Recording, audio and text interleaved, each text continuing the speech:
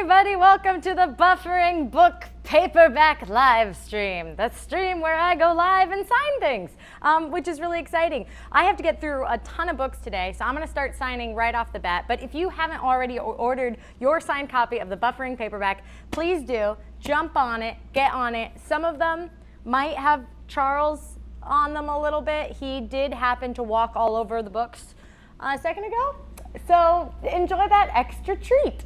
I hope that you also enjoy this. I've now posted everything to all my socials, so I feel pretty good about it. I do have a question though. Can we make the video the main page trailer on my YouTube? The video? I can't, so I'm not logged in. Oh, you're not like that. That's okay. Now we just know for fun. Let's get signing and let's get answering. So my first question I'm going to answer, it comes from Deborah in Fishkill, New York. Fishkill. Ah, it's better than Buzzkill, New York. Am I right, everybody? Ayo! The crowd goes wild. Her question is, what and or who inspires you? I get asked this question a lot. People ask me, like, what motivates you, what inspires you? And I have to say that, frankly, a lot of what inspires me is the way that you guys are as an online community. I go and I reverse stalk people all the time. So if you've commented on one of my photos or commented on video or anything like that, just know that I maybe have looked at all your shit. So because of that, I actually get a lot of inspiration because I feel like you guys are so brave and I get a lot of praise and public adoration and that sort of thing. But to see people who are out there putting themselves out there, trying, singing little songs on a ukulele and posting it to YouTube, that inspires me every day. So, yay. Next question. Jennifer says, what does it feel like having a show on the Food Network? Woo-hoo-hoo. For those of you who don't know, I have a show that is premiering on Food Network Monday night at 10 p.m. This Monday, 10 p.m., 10/9 Central. So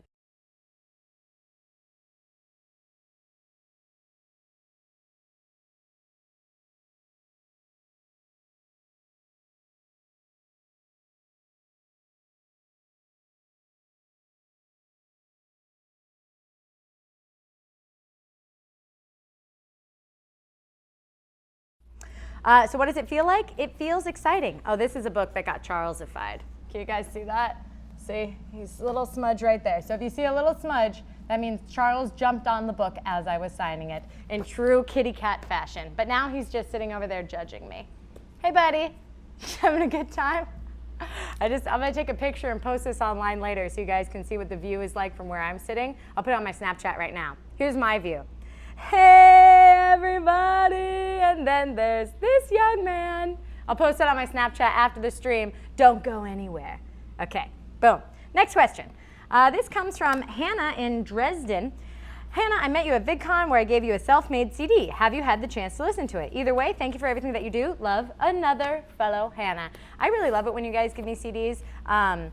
Though my computer no longer has a CD player, my car does. So as often as I'm in Los Angeles driving in my car, I have a little stack of CDs, like mixtapes people have made for me, and I like to pop them in and see what you're listening to. Sometimes it's angsty teen music, and I, as a 30-year-old woman, have to sit there and be like, yeah, this takes me back. I remember what it was like to be like, how is the world gonna be like this for me? That's what my impression of teenage self, Hannah's favorite music was. That and David Bowie. Next question. Amanda in Charleston, South Carolina says, a very long question. So let me sign this and then I'm gonna look at it. Okay. Oh, wow. Okay. I'm gonna start from here. So this woman is sharing with me the story of her mother, who's bipolar, and has died this last May. Her question is, her statement is, healing is constant, and it's okay to admit I wasn't there when I thought I was, or even where I felt I should be. Aside from the issues you deal with on a daily basis, do you often find yourself surprised or taken aback by the effect your childhood had on you overall? Girl, if I may be so bold, Amanda, yeah. Yeah, man, yeah. They say that your formative self is, they say that the first 5 years of your life really form your synapses and your kind of like given responses. your somatic system, really, like what controls your adrenaline rushes, how you react to things just instinctually is actually learned, and it's based off of the environment that you grew up, based in ages 0 to 5. So that is huge. That manifests in a number of ways, anywhere from, I don't know, all of your interpersonal relationships to even things that you subconsciously don't even keep track of the fact that you're doing still. I, for instance, here's a lasting effect. I always, always, always chew on my lip. I'm always going like this, and it's just like kind of my default stance. And that comes from when I was a little kid being really anxious and just sitting there kind of like chewing on my lip. And so I guess I use that only as a metaphor to say that the effects that as you grow as a person, your childhood is always present in you, but your relationship to that past is for you to decide. So you manage that. So my heart goes out to you in your loss. You should look up something called survivor's guilt, and also get some support, man. You don't have to go through this alone.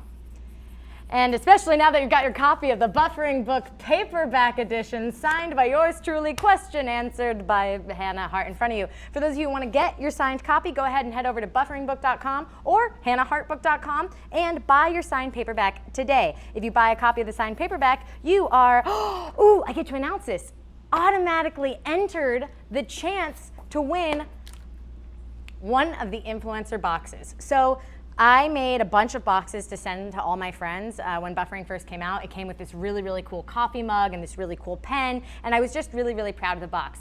So we have 10 extras, and 10 people, whoever has bought a copy of the Buffering paperback, 10 of those people will receive their very own influencer box along with the copy of the Buffering paperback. So hannahhartbook.com, go enter for your chance to win, and no matter what, even if you don't win, you get this signed copy of this beautiful book.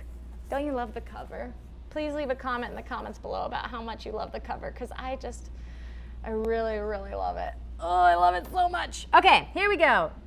Next question is from Olivia in St. Paul, Minnesota. Olivia asks, who is your favorite Food Network chef? Ah, damn. Olivia, that is a great question. I recently watched Guy's Grocery Games for the first time, and Guy Fieri is kind of delightful, everybody. He's kind of delightful. So Guy Fieri's up there, and Bobby Flay. I've worked with Bobby 4 times now. We're trying to get together to do a My Drunk Kitchen, spoiler alert. So Bobby is a really just real guy, you know, so we can sit and talk about our cats. He really is informative, like he educates me on things I didn't know a lot. So yeah, Giada De Laurentiis, I mean, I've worked with her too. Giada was a total sweetheart. Guys, I have nothing but good things to say about these chefs. Chefs are real people that really rock, and probably all have a lot of tattoos. Okay, next question. Janine from Fellsmere, Florida says, I'm bi. My 14-year-old daughter is a lesbian. She has been homeschooled until this year. Any advice for her going to public school? It was very different when I was her age. By the way, we love you. Public school, man, I mean, you know, as we know, as Americans, public school systems are dictated by the state. So I don't know what Florida state public schools are like. I know California state public schools. I can say that, you know, it sounds like you are an informed and aware parent, and so as long as you're there without judgment and you're open to listening as she goes through her teenage years, which are really hard because teenagers are frustrating. No offense to any teenagers out there, we were all teenagers once. My advice is to take a lot of deep breaths and be open for a new experience for you both. So hang in there. I say this, you know, not as a mother of a 14-year-old, but as someone who likes to say my opinion. Okay, next question. Catherine from Illinois says, I don't have a question, just wanted to say how important this book is to me. I didn't expect to find so much of myself in it. Catherine, thank you for saying that. One of the things that, the day that Buffering came out, or the day after Buffering came out, when people started reading it and leaving their comments on Goodreads or on Amazon or wherever they bought the book from and they reviewed it, I remember I was flying back from New York to Los Angeles, this like 6-hour flight, and I was just in tears. I mean, I wasn't like crying, but like I was in tears because I didn't realize how many people had similar experiences in their childhood to what I had. So I gotta say, Catherine, that the fact that you read it touches me in the same way that reading it touched you, because it makes me feel like there are more people connected out there than we ever even knew. So thank you for saying that. Sarah from Lake Jackson, Texas says, how do you build up self-confidence? I finally have friends, but I feel like they all secretly hate me. I'm not laughing at you, I'm laughing with you. Listen, it's hard. If you feel like your friends secretly hate you, a great way to test that out is to confront that. Maybe. Why don't you just talk to them about it? Is there something that they did that makes you feel like they secretly hate you? Are you projecting? Do you secretly hate your friends? All of these things could all be true. Who knows? You know, but I guess you just have to kind of test out your fears. Like if somebody says something that hurts your feelings, in all of my friendships, there have been moments of saying, hey, you know, yesterday you said this thing and it's just been on my mind and I just have to bring it up. And that's okay, because real friends will listen. And then maybe you guys will learn about each other and grow together. You know, friendship's a two-way street. So just make sure you look both ways before you cross. Whoa. Okay, next question. Jessica from Louisville, Ohio, or Louisville, Ohio. How long did Mamrie feel bad for cutting off your hair? I think the Mamrie, so there's a video called Hair of the Dog in which Mamrie cuts off a chunk of my hair on accident, and she felt horrible, but I wasn't mad for even a second because I was like, my hair will grow back. I have short hair. It makes me look cool. So I think that after we all watched the video and saw what had the results, I think that that kind of helped Mamrie not feel bad anymore because we were all laughing about it together. That's a great question though. And if you haven't seen it, when you're done watching this amazing live stream and done ordering your copy of Buffering, the signed paperback available now at hannahhartbook.com, go ahead and check out that video. Rachel from Buffalo, New York says, how do you feel about your life right now and are you excited for where it's going? Yeah, dude. Great question, Rachel. I feel amazing. Oh, Charles is in a box. Oh, the box fell over. This is great. We really should have just had a Charles cam. Oh, that's so cute and silly. I'm really happy. Not only did I get to publish this book that I've spent the last 30 years of my life thinking about writing, realistically like 10 years actually writing. I have a cat that I love a lot named Charles, and I have a house, not house, but I live in an apartment that I really like, and I get food and shelter every day, and I get to do a work with my life that I find really fulfilling. I am so, it's like, I would say I'm excited about where it's going, but I'm just so happy to be where I am right now. So that's what I'm really excited about. Kaylee from Cuyahoga Falls, Ohio says, what do you do if you come out to your mom as bisexual and she doesn't believe you and thinks you're confused and it's been 2 years? It might be 20 years, you know? I'm sorry, man, that's tough. I think that something to consider is that when you're coming out to family members, they have their own acceptance pace. So in as much as when you came out to yourself, you took years to think to yourself and kind of mull this over. And I think the best way to nurture the process is to respect it in the same way you would a friend of yours who was struggling with their sexuality and struggling to accept it. So give them their own acceptance rate and bring into the relationship the love and the respect that you deserve. And then hopefully from there, she'll meet you where you are. But I can understand that that's really hard. So God bless and good luck. Next question. Lee from Gaffney, South Carolina says, hold on, oh my feet. Lee doesn't say that, I say that because I'm old now. Okay, cool. Lee says, what is your favorite episode of I Heart Food so far? Oh, Lee, great question. The episode that's premiering Monday, 10 p.m., 10/9 Central, only on the Food Network. Is there a visitor here? Thank you, Charles, for being so cute. Do you want to take a minute to, come here, buddy.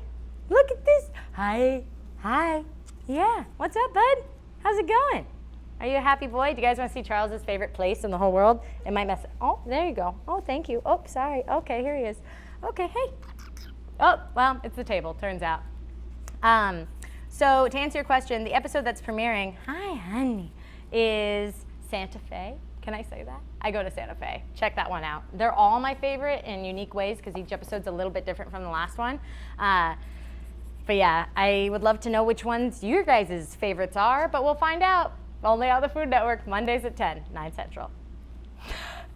Next question. Sam from Palo Alto, California. Shout out to the area.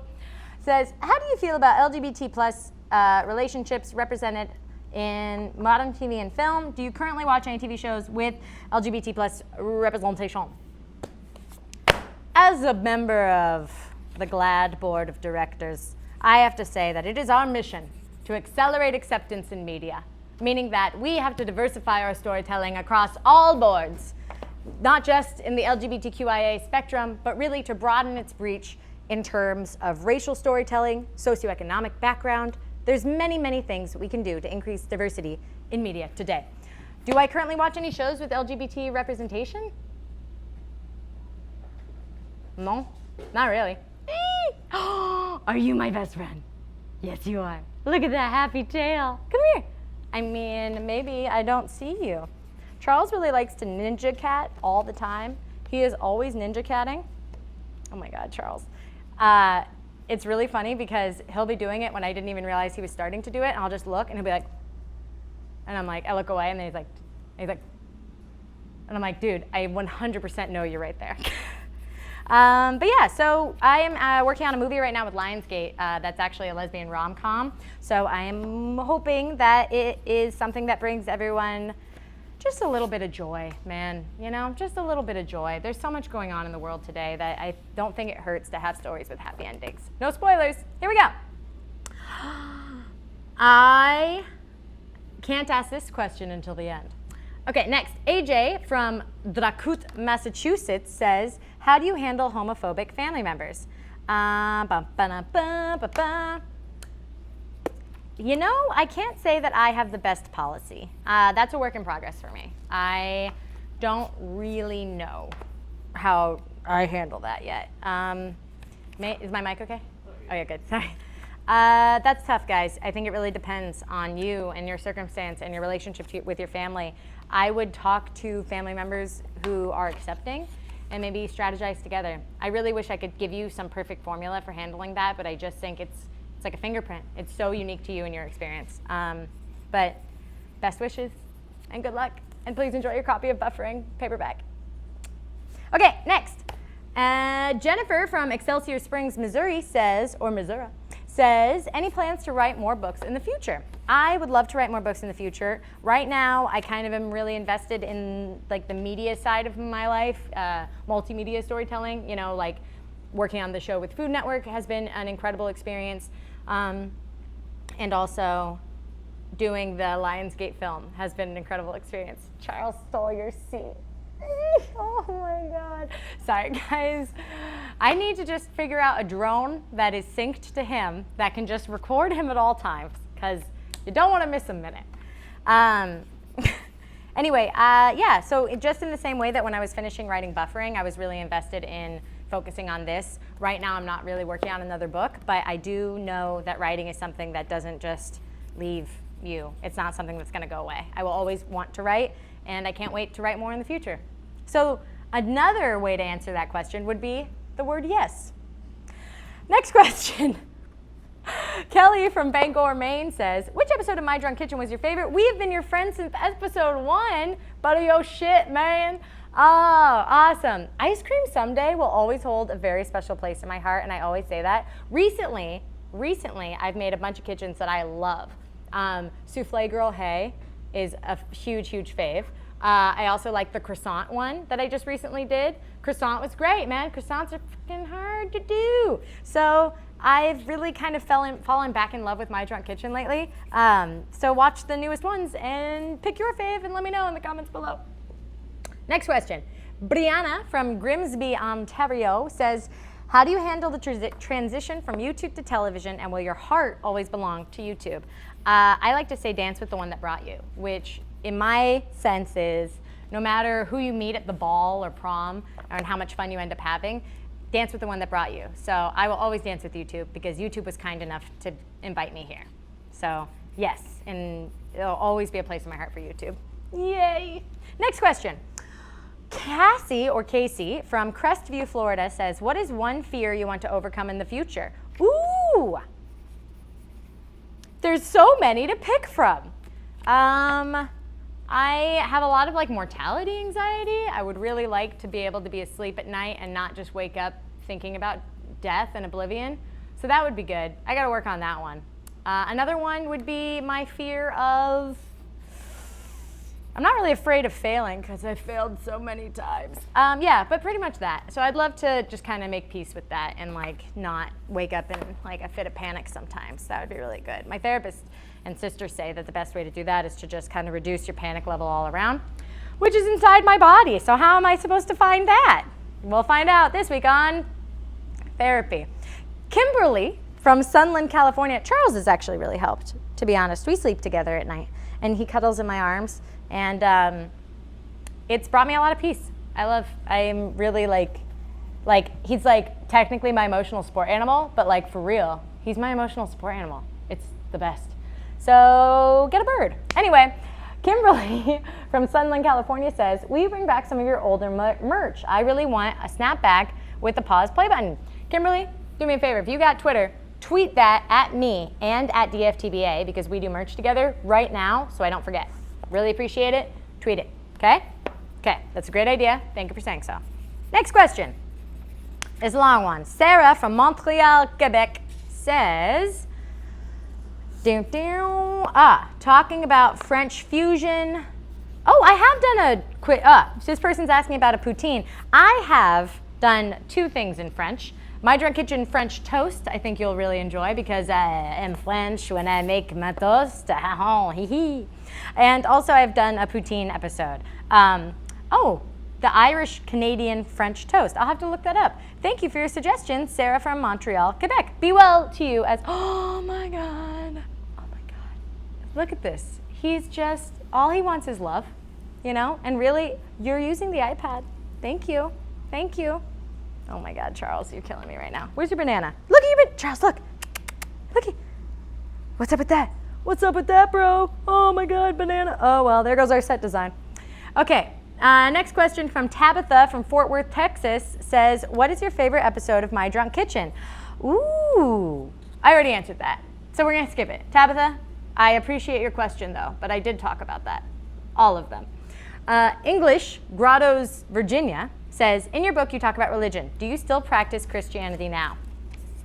You know, I have to figure out what my official, or not official, but my temporal stance on this is right now.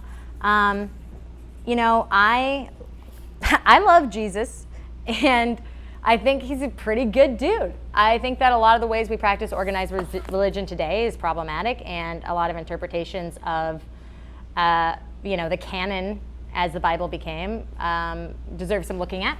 And it's a complicated subject for me because I kind of approach it from a theological background as well. So I practice faith, and that's faith in myself, faith in the world around me, faith in the goodness of people, and you know, just trying to keep aligned with that. You know, it's a toughie. It's a good question, but I'm still in the midst of it. So thank you for asking. Okay, more questions. What is your biggest regret in life? Oh my God, biggest regret in life. I don't actually see who these last questions are from, so I want to make sure I'm reading people's names. Oh, here, I got this one. Dana Maynard says, what's your favorite dish you've made on your new cooking show? Well, when you check out iHeartFood, you will see that I'm actually learning a lot along the way. I would say that one of the things that I have eaten and been taught how to make is chile relleno, and I haven't actually given it a whirl on my own, but maybe that'll be an upcoming episode of My Drunk Kitchen. Who's to say? There's a lot of new dishes though, so I'm really happy. Lily from Rochester, Michigan says, what charities do you support that you would recommend donating to? I donate a portion of every paycheck, and I'm always looking to support great causes. Great question. I tweeted this out the other day, but for me, I donate to the ACLU. I donate to Planned Parenthood. I donate to the Southern Poverty Law, something that begins with a C, and then a myriad of others that I just kind of roll through in monthly donations. I feel like I'm in a really fortunate place in my life, and a lot of times there are these organizations out there that are doing so much, and people always ask, what can I do? What can we do? And what we can do is show them our support by donating. So if it's $1, it's $1 more than they had. So I'm a big believer in donating to causes you believe in, as opposed to feeling helpless, because we're not helpless, and being taught that you're helpless is a lie. Next question. Ooh, we're gonna take a phone call. What? So you guys may not know this, but another part of ordering your copy of Buffering the Signed Paperback at hannahhartbook.com is that you not only could win one of the 10 influencer boxes, but you also could win the chance to chit chat with me for a minute. So let's do it. Leah from Kennesaw, Georgia. Awesome. Hello. Hey. Hi, Leah. You're on speaker. Just FYI, don't say anything incriminating. I've done that. Okay. Thanks for calling me. I'm super excited to even talk to you. This is crazy. Are you watching the live stream right now too? No, actually, I was just sitting watching TV and I got the phone call. So. Oh, that's awesome. I pre-ordered your book last night and I was super excited. Oh my God, you must be totally shell-shocked. Yeah, a little bit. Amazing. Well, Leah, tell me about yourself. What do you do? I'm a teacher in Atlanta, and I teach 8th grade science.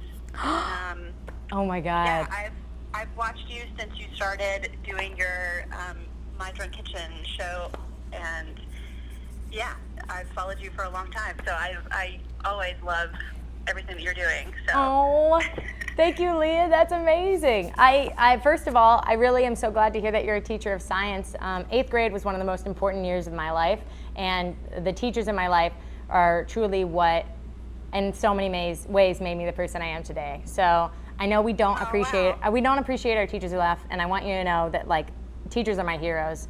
And so I hope you've had a really great summer, and that you can go back in and encourage more women in the sciences. Yes, right?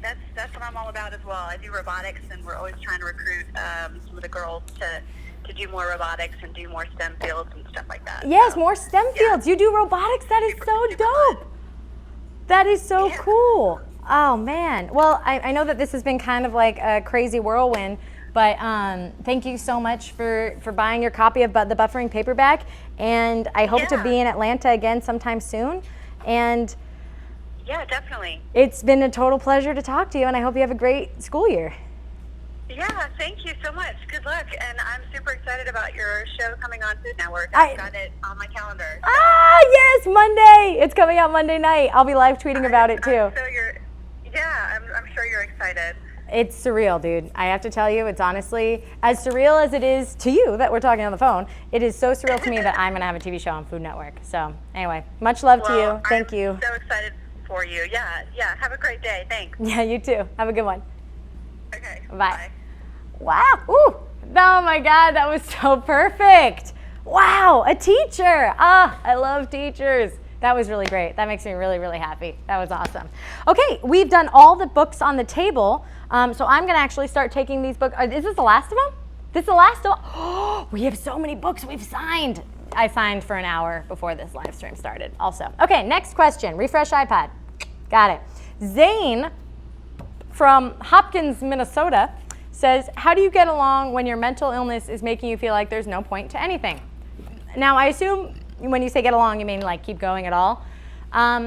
You know, like I've been pretty open with it. Like I have chronic depression and et cetera, et cetera. And I kind of try to really reframe thinking of it instead of mental illness and something that I'm trying to struggle through or struggle against. I think of it like my mental health and something I walk alongside. So I reach out for help if I can, but if I'm not in that place, I just forgive myself for how I'm feeling. So step one, if you can't do anything, is just forgive yourself for feeling that way. You know, get the bully off your back is something. Okay, now I've got to refresh this. Boo, boo, boo. Here we go. Quizwa. Does it refresh to the top? The circle. The circle? Safari.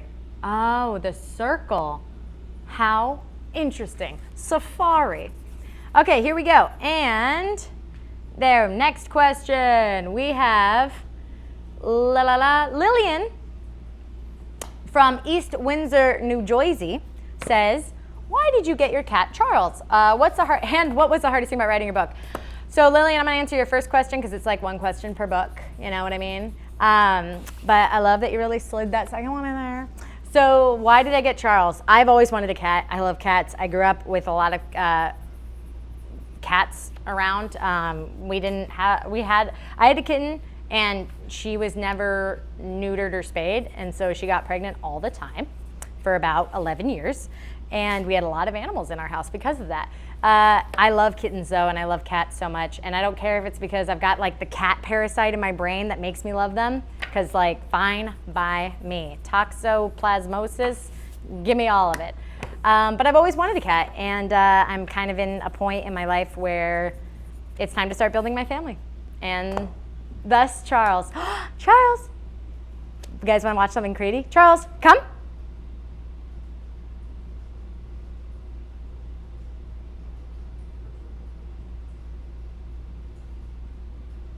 He's doing it. One sec. He's trying to figure out how to get to me around all the books. Come on, buddy. You got it. He's cool, right? He comes when he calls. Okay, well, there's a big pile of books in front of him, and he's just standing behind it trying to figure out. You can come here, buddy. Yeah, there he is. Good boy. See, people say you can't train cats, but guess what? You totally can. Whoopsies. Mwah. You good? Are you cold? You want to sit here? You want to get a little snuggle on? There. Good boy. God, he loves. Look at this. Charles, you're so good. You're so. Oh, he's falling asleep. That's the best thing about having a kitten, too. He's only 6 months old. If you just pet him, he just starts purring and then just falls asleep. Like, I wish I was that way. It's just like, what? Is it time to be here? Yeah. Okay, buddy. You'll be good. You want to cuddle your banana? Yeah? Yeah? Okay. We're still going. Sorry, guys. That was me. My moment of calm with my sweet baby boy. My sweet little dreamer. Next question. Dun, dun. I really wish all the questions were about Charles. What if my channel just becomes a cat channel, guys? Would that be so bad? My opinion, not at all. So, next question. Joshua from Saratoga, California says, what's your go-to food when you're hungry but don't have time to eat a full-fledged meal? Joshua, this is exactly the kind of question I love, because I spend so much time thinking about this. Okay, somebody's busy. He's got a meeting. He's in the program. No. So what I do is I make hard-boiled eggs. Something I've been doing lately is making just like half a dozen hard-boiled eggs on Sundays at the beginning of the week, which is awesome because it's basically, you know, don't go out and spend your money on like a protein bar. First of all, there's not that good stuff in there. And second of all, they're expensive. They're like, you walk into a store and it's like $3 for a bar. It's more like you get 6 eggs for like 6, right? And so I love to take hard-boiled eggs out of the fridge and I just roll them and go and then eat them. So hard-boiled eggs and bananas are kind of my go-to food, and apples. And Baby Bells, little cheeses. Boom, check this out. Whoa, oh my God, I forgot to eat. You have enough time to pick up an apple and pick up a cheese and walk out the door. You know? So don't not eat. People think if you don't get, like, everyone's like, oh, I'm not a big breakfast eater. And I'm like, you have to eat in the morning. You have to. It's what sets your metabolism for the rest of the day, you know? So you have to force yourself to eat. And also I take medication every morning, so I have to force myself to eat, and it's fine by me. Ready? Here we go. Morgan from East Greenbush, New York says, what was the process of you and Ella getting Charles? Ella's my girlfriend, and the process was we signed a pet agreement that if we broke up, Charles would stay with me forever. No, I'm kidding. The process was, well, I mean, we did talk about that, but you know, that's just my fear. We talked about it a lot. I don't know if this is directly your question, but we made sure that we were ready as a couple kind of to go in on getting a pet together, because it's a really, really, really big deal to get an animal, especially when you're kind of co-parenting. But so far so great, and so far so great, and I'm really happy. And you know, that's just, knock on all the wood, things seem to be going really well. We'll see what happens. No, things are going great. Jay from Fairmont, North Carolina says, how does it feel releasing the paperback versus the initial book release? Less or more stressful? Jay, great question. Also, shout out to North Carolina.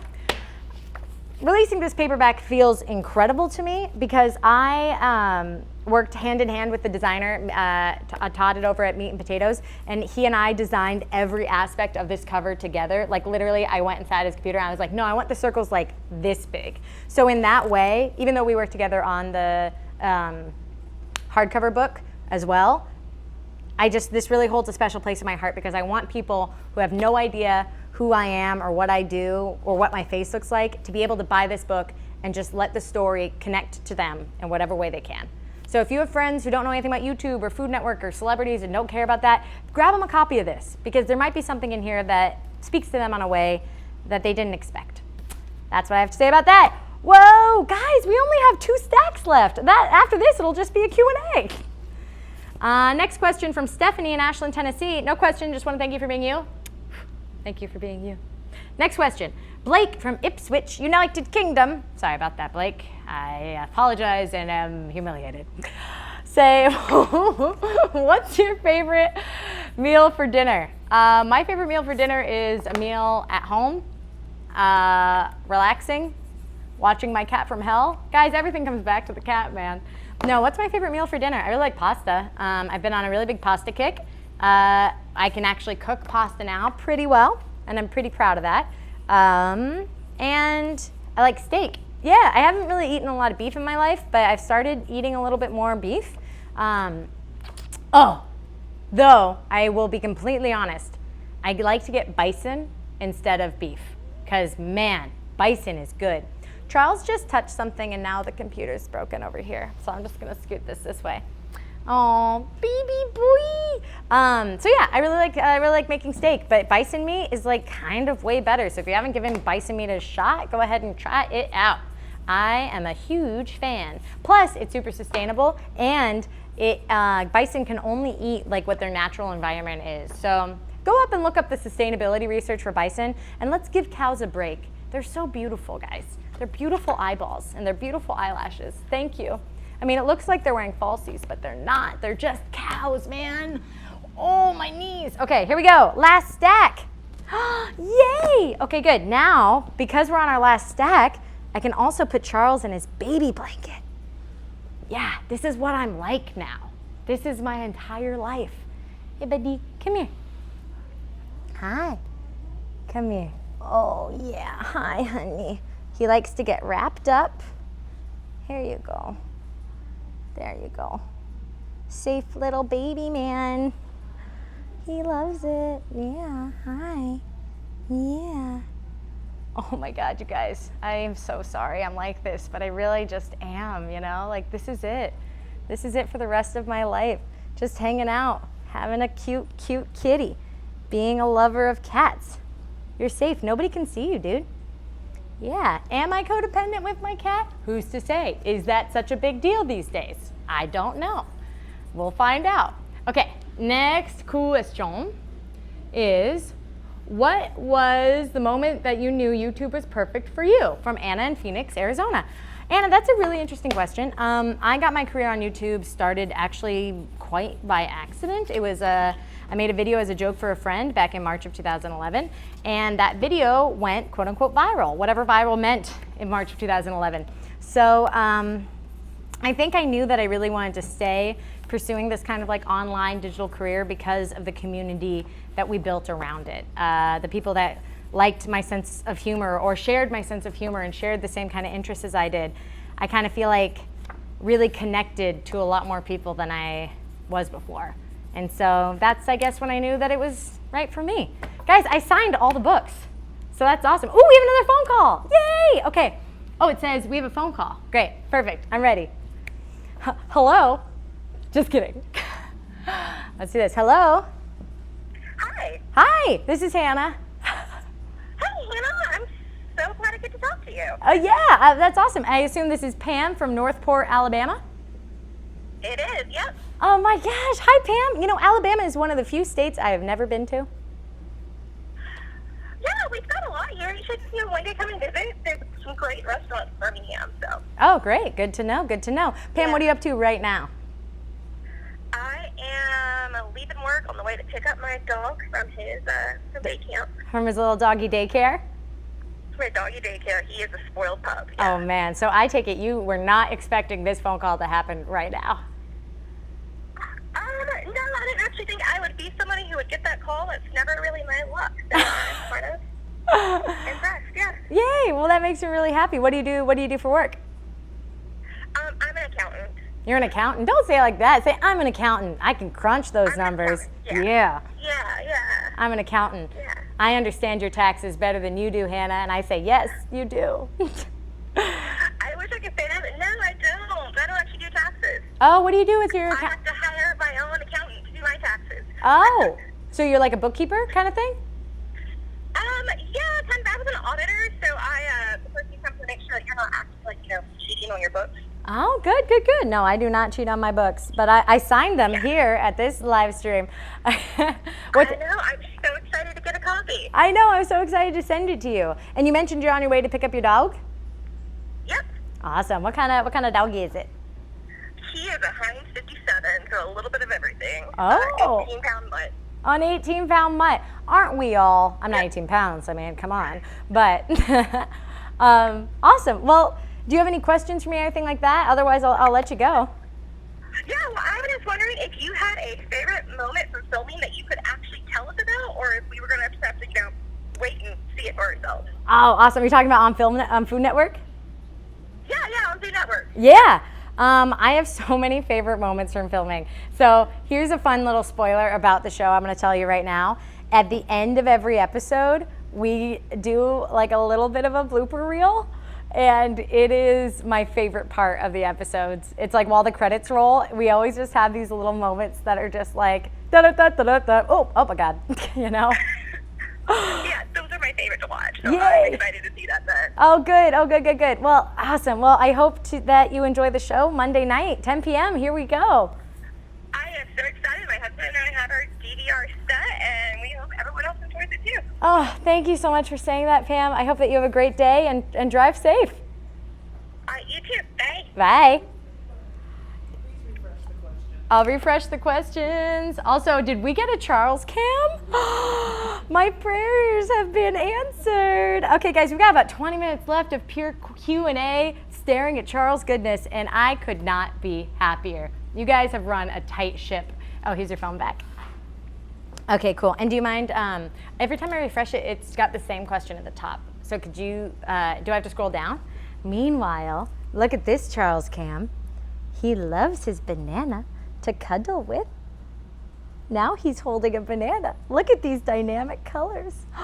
Good boy. Let's see if on Charles cam we can actually get him to fall asleep here, live on the internet. We should have called this video live streaming kitten nap time. Hi. Yeah. Hey, buddy. Okay, we got the purr going. Okay, guys, we got the purr going hard. So any second now, the head will start to drop, and we'll get sleep down. Sorry. Hi, baby. Good boy, Charles. Good boy, Charles. He loves to be a sleepy guy. Yeah. Oh, I feel it. I feel his head. Oh, yeah. Oh, here. There's your little pillow.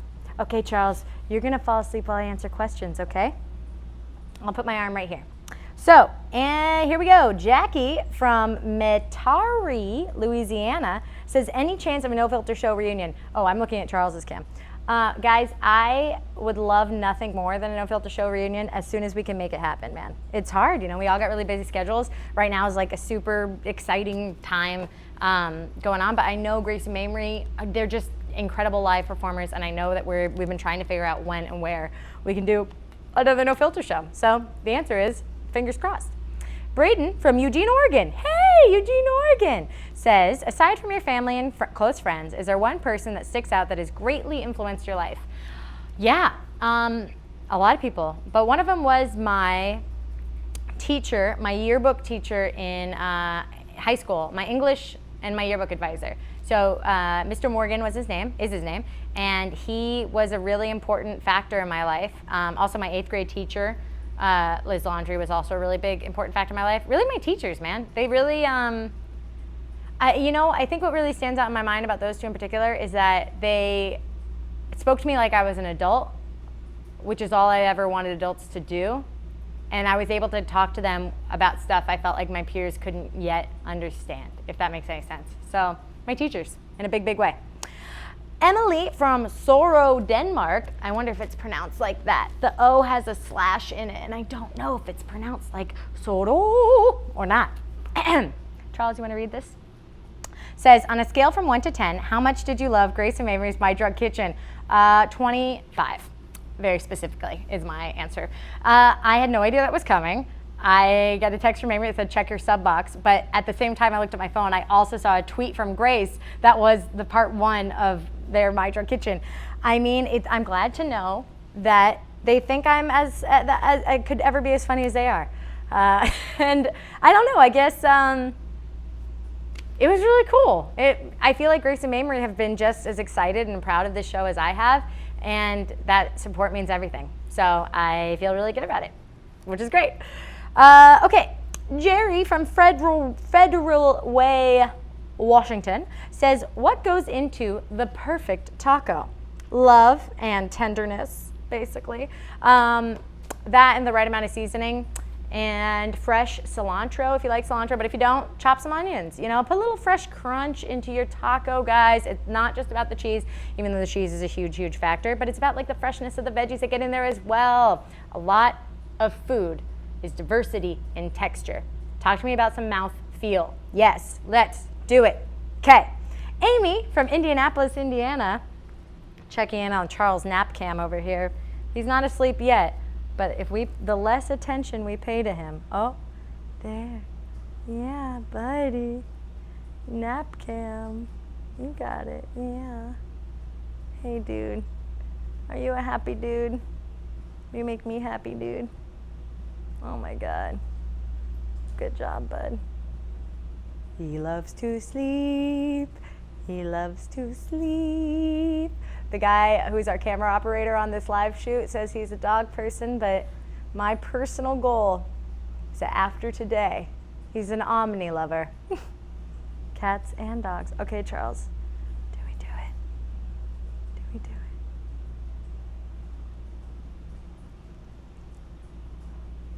Guys, we achieved napping. Boom. There it is. Live kitten falling asleep is done here today.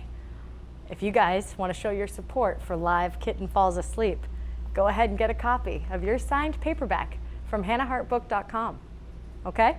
If you here have enjoyed Live Kitten Falling Asleep, check it out.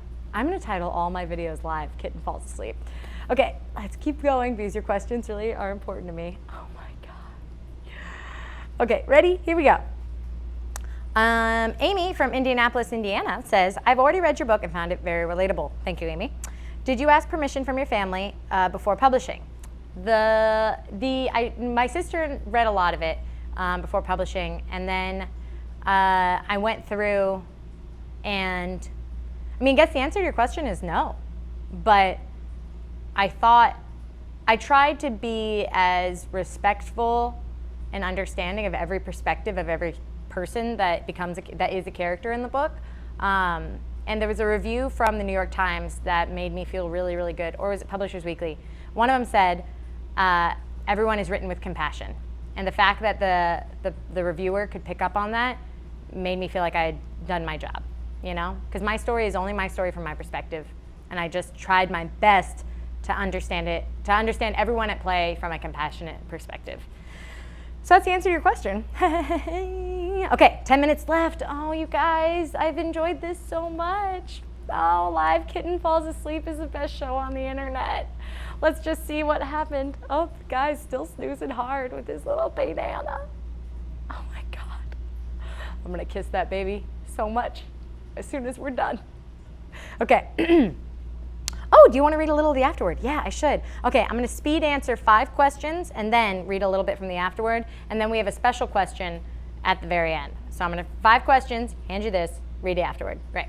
So Madison for those of you that don't know, the afterword is brand new. So I actually wrote an afterword and added it to the paperback edition that talks about what life was like after Buffering came out.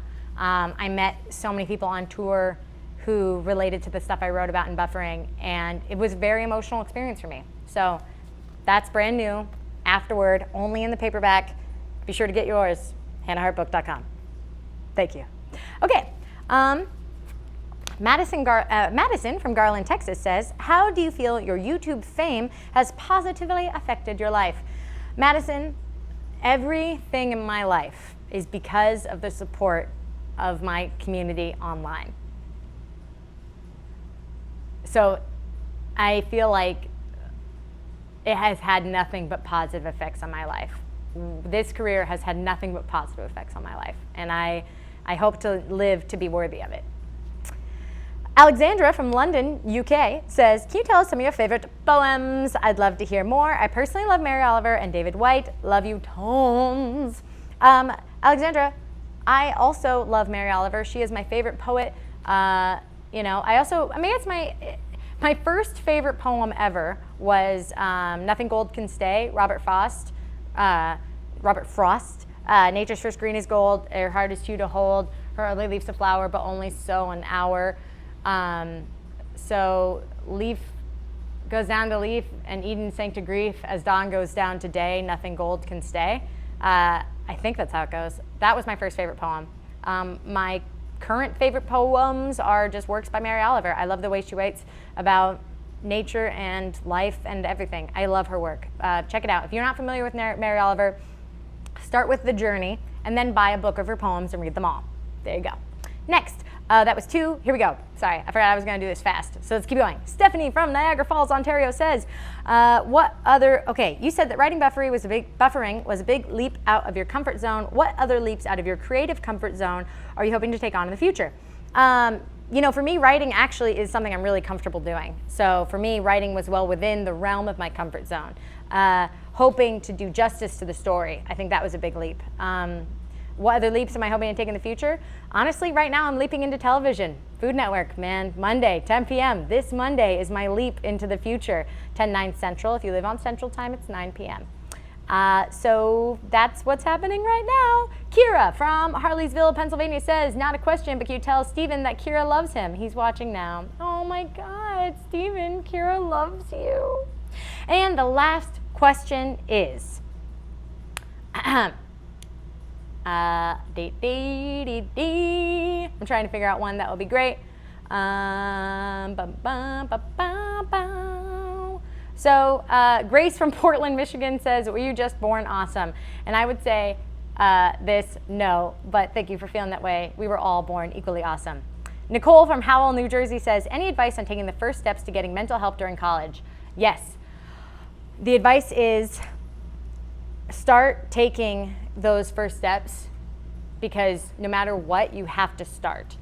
I know that my first counseling experience in college wasn't perfect, and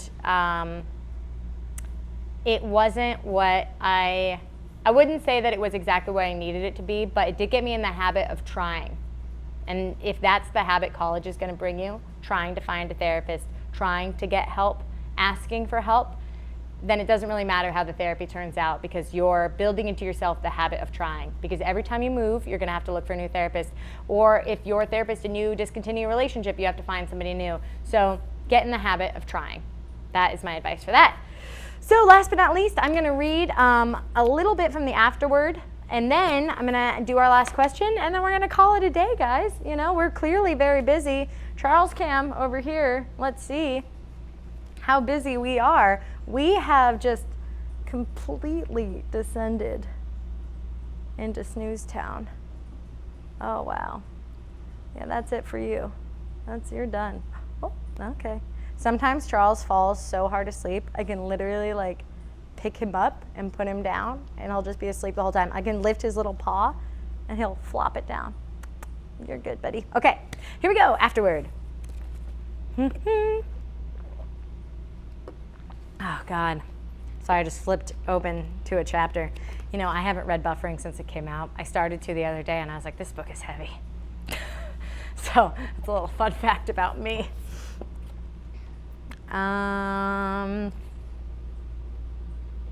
Okay. Afterward. Buffering on Show Tales of a Life Fully Loaded. Writing a memoir and putting your story out into the world is a nerve-wracking act. It's basically like handing a total stranger your diary to read. So I was more than a little shocked by the positive response I got, the number of people who read my book, related to it, and who gained some measure of wisdom or wellness from it. People praised me for writing it, for being a survivor, and for being brave enough to share my story so that others might benefit from it. But the thing is, I didn't feel brave as I was writing this book. I felt terrified. I've never been more nervous about anything in my life. I was scared that I had done a disservice to my family and to myself by opening up these chapters of our lives and retelling them the best way I could. What if my memory was too biased to be true?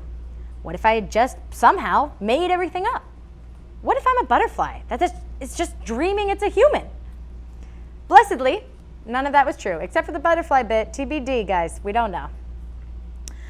Well, my sister Naomi called me after reading this book and said, "Good job, Boo. Really, really good job." I felt relief. And then even more vulnerability. Wow, now it really was all out there. What if no one ever looked at me the same way? What if I never looked at myself the same way? I wondered, now that the deep formative events of my life have been put to paper, does that mean that the process of processing was over? Was there nothing more to be learned? Was there nothing left to say? FedEx is here to pick up your books. I'll read just a little bit more, and I hope that this is enticing you to buy the books to read the entire afterword. It's FedEx Cam! Yay! Hi. Okay, here we go. So one more paragraph of the afterword, and then we'll stop. I went on book tour, and each day was a cycle of validation and depletion. It was incredible to meet people who shared similar backgrounds, who had struggled with similar things, or who had even just been touched by a simple sentence or two. If we can wait like literally 2 minutes. Oh, okay. Then here's the last of it, and then we'll do our last question, guys, and then we'll be out for the day. Thank you guys so much for listening and for watching. Just in case we have to rush the ending, I just want to say this last little bit. I'll admit, it's disorienting to think that you've become a kind of resource for others, especially when I know that I don't have it all figured out, not even close. I'm still waiting for my own internal resources to build, for self-compassion to fully form, and for comfort to become a reflex. Then, and that's it, guys. For the rest, you have to go to hannahhartbook.com and get your own copy of the Buffering Paperback. Okay? Okay. Be sure to check that out. I know I have one last question that I was saving till the very, very end, and we're going to grab it real quick. Oh, look, Mr. FedEx seems to have found a minute or two. This is my set. I'm being salty, as they say, as the kids say. Do I seem salty? I don't know. Am I pulling it off? Thank you. Okay, ready? Here's the last question. This comes from Larissa in Cedar Rapids, Iowa. Larissa asks me to ask, Christy, will you marry LJ? Who knows what happened, guys? None of us know. So Christy, let's find out. LJ, good luck. I hope that really paid off. And tweet me. Let me know what happens, guys. Christy, will you marry LJ? The unanswered question. Kittens nap. Christy and LJ talk about their feelings. And Hannah signs a bunch of books. Guys, today has been incredibly wonderful. Thank you so, so much for watching. Thank you for being here. Charles says thank you, too. He says thank you for being so great. His internet family. Yeah. Thank you guys for giving Buffering a chance, and for those of you who already bought the hardcover edition, thank you for buying the hardcover, and thank you for buying the paperback. You guys are incredible and amazing, and if you're a book person like I am, this feels really good. It's got a great texture to it, a nice, diligent, good heft. Okay, I'm gonna go help with the boxes, and I will talk to you guys more soon. Click like and subscribe to my channel for new videos when I post them. Hit notifications to find out when I do, mostly Tuesdays and Thursdays. Okay, I'm done. Mwah. I love you guys all so much, and have a great day.